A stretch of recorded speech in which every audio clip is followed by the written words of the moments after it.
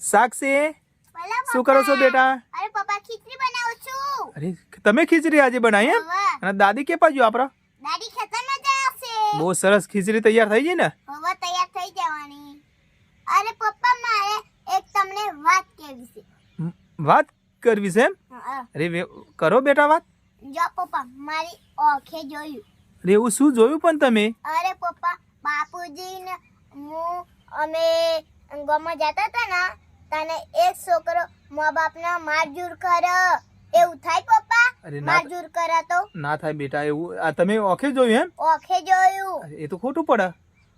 ને નહીં મોટા કર્યા મા બાપે તોય મારઝૂર કરે હો મા બાપનો.